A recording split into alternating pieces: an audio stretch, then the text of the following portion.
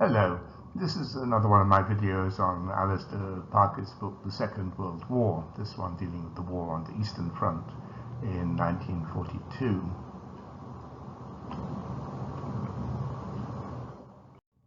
It's from chapter 7 of the book, the end of German expansion, the Atlantic, North Africa, and Russia.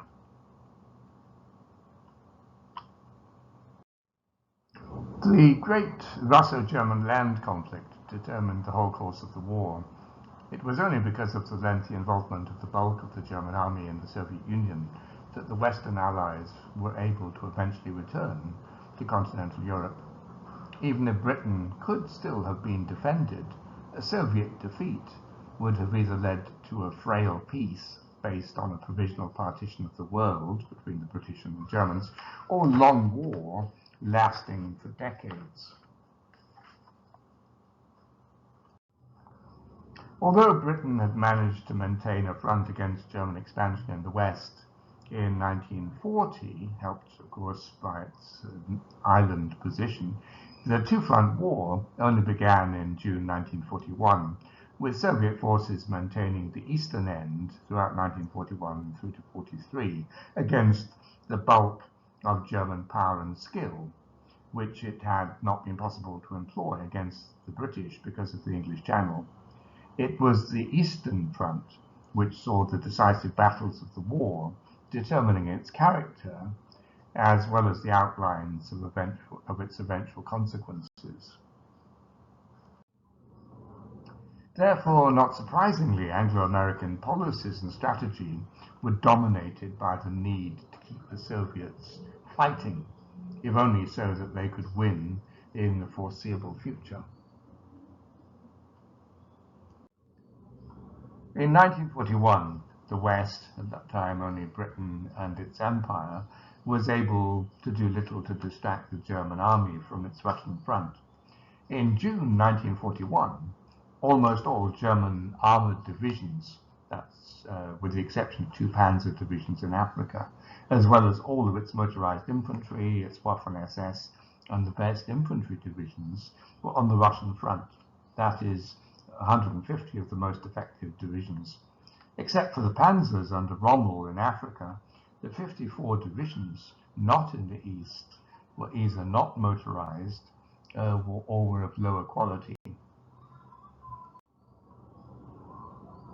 By the summer of 1942, the British kept 9 German units away from the east, and after the Allied landings in French North Africa in November, 5 first-class German mobile divisions were engaged against the British and the Americans.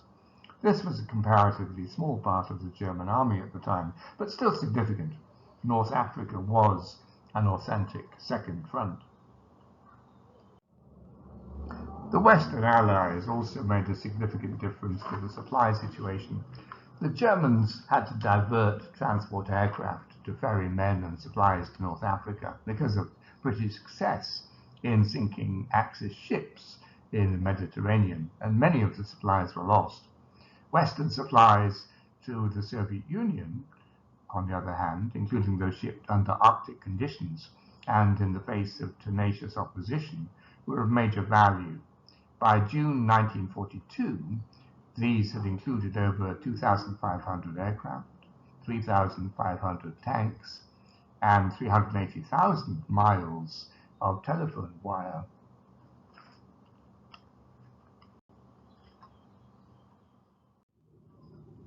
In December 1941, the great mass of the German army was stopped by the Red Army. Whilst most Soviet divisions were badly under strength, ill-equipped, and short of transport, and many at that time were inadequately trained and often tactically mishandled by officers incapable of any maneuver more complicated than massed frontal attacks, they successfully launched a mass infantry attack against the German Army Group center around Moscow. The Germans had failed to take Moscow and were at the end of drastically overextended lines of communication, short of supplies, and often ill-clad for the harsh climate and lacking proper shelter. The two war leaders directly intervened in military policy and strategy, Stalin greatly exaggerating German enfeeblement and insisting on a grand offensive across a wide front, whilst Hitler rejected sensible proposals for a German withdrawal to prepared winter quarters. Despite its massive losses during 1941, the Red Army was still numerically superior to the Germans, perhaps 4 million in the field army versus almost 3 million Germans. But German tanks and guns were numerically and qualitatively superior at this point. The Soviet counterattack, however, was well timed and secured immediate success. Brauchitsch, the German commander-in-chief, wanted to withdraw Army Group Center and so shorten his line and allow the tired troops to rest. But Hitler refused, disliking damage to civilian morale caused by any retreat, and perhaps fearing that retreat would turn into rout. After much heavy fighting and major logistical problems, the Germans were forced back fairly much to the line that Brauchitsch had originally suggested.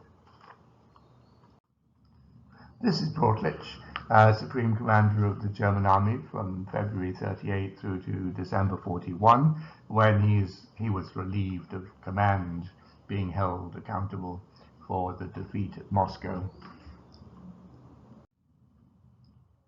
During January 42, the Soviet advance even threatened to encircle two German armies, Zhukov claiming that Stalin's order for a general offensive actually nixed this possibility. The Soviet winter offensive of early 1942 forced German withdrawals, but didn't secure any annihilating victories. Soviet forces still lacked sufficient tanks and transport to fight large-scale mobile battles. Although Soviet casualties were greater than those of the Germans suffered more from disease, including frostbite.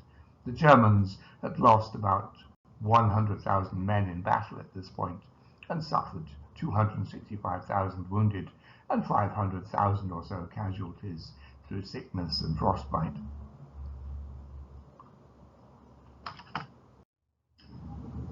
In the spring of 1942, movement on both sides was checked by mud, but the summer gave the Germans a new opportunity for a massive offensive, utilizing their superior skill and effective communications.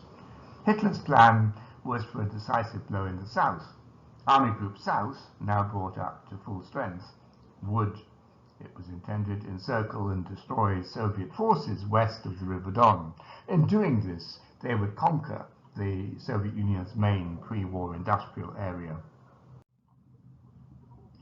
They would then take Stalingrad, modern Volgograd, so cutting the Soviet Volga River supply route and protecting the flank of a German advance to take the Caucasus and the main Soviet oil-producing regions in that area. Two panzer armies would provide the mobile spearheads. Prior to the main offensive, the Crimea would be cleared and a Soviet salient at Izium on the Donets River liquidated. These two preliminary operations were hard fought, but successful, with about 500,000 Soviet soldiers killed, wounded, or captured. Initially, the Germans were helped by Stalin's refusal to allow timely retreats, but eventually the Red Army was allowed to trade space for time. German encirclements were to be avoided by retreats. The German offensive conquered enormous tracts of territory, but destroyed comparatively few Soviet units. The Soviets were able to slowly regroup their forces and reinforce threatened sectors until the German armies became so extended that a counterattack was possible. The German offensive had begun on the 28th of June at the northern end of Army Group South, with a successful double envelopment undertaking of Voronezh on the 6th of July. But only 30,000 prisoners were taken, since most of the Soviet forces had already withdrawn across the River Don. Most of the area west of the Don was taken in the next few weeks in fast-moving envelopments, but only about 50,000 prisoners were taken. The main Soviet armies were able to withdraw.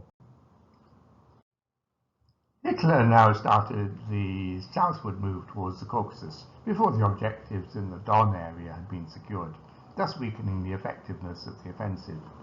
Army Group South was split into two separate army groups, Army Group A to capture the Caucasus, and B to clear the Don Bend and advance to Stalingrad. So by the end of July, there were two distinct lines of attack.